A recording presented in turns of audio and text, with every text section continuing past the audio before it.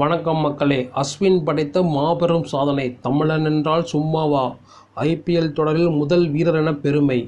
IPL தொடரில் தமிழக cricket வீரரும் ராஜஸ்தான் ராயல்ஸ் அணியின் சுழற்பந்து வீச்சாளருமான அஸ்வின் ஒரு சாதனையை படைத்துள்ளார்.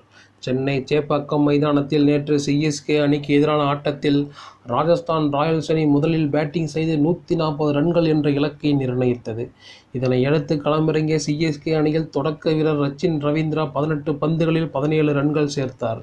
ராஜஸ்தான் வெற்றி பெற வேண்டுமென்றால் சிஎஸ்கே அணியின் விக்கெட்டை அடுத்தடுத்து வீழ்த்த வேண்டிய நிலையில் இருந்தது. இதனால் கேப்டன் சஞ்சு சாம்சன் அஸ்வினை பந்து வீச அழைத்தார். இதன் மூலம் அஸ்வின் ரச்சின் ரவீந்திரா விக்கெட்டை வீழ்த்தினார். இதேபோன்று ஃபார்மில் இருக்கும் சிவம் துபேவின் விக்கெட்டையும் அஸ்வின் எடுத்தார். இதன் மூலம் 4 ஓவர்களில் அஸ்வின் 35 ரன்கள் விட்டு கொடுத்து 2 விக்கெட் கைப்பற்றினார். இதன் காரணமாக ஐபிஎல் வரலாற்றில் சேப்பாக்கம் மைதானத்தில் 50 விக்கெட்டுகளை வீழ்த்திய முதல் வீரர் என்ற பெருமையை அஸ்வின் படைத்திருக்கிறார்.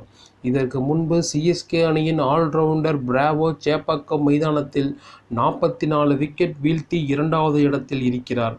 முன்னாள் சிஎஸ்கே வீரர் அல்பி மார்கல் 36 விக்கெட்டுகளும், ஆல்ரவுண்டர் ரவீந்திர ஜடேஜா சேப்பாக்கம் மைதானத்தில் 34 விக்கெட்டுகளும், சிஎஸ்கே வீரர் தீபக் சாகர் 23 விக்கெட்டுகளும் வீழ்த்தியிருக்கிறார்கள். அஸ்வின் ஐபிஎல் தொடரின் ஆரம்ப காலத்தில் சென்னை அணிக்காக விளையாடத் தொடங்கினார். ஆனால் அதன் பிறகு அணி மாறினார். ஒருவேளை அஸ்வின் தொடர்ந்து சிஎஸ்கே அணிக்காக விளையாடி இருந்தால் இந்நேரம் 100 விக்கெட் கூட வீழ்த்தியிருப்பார்.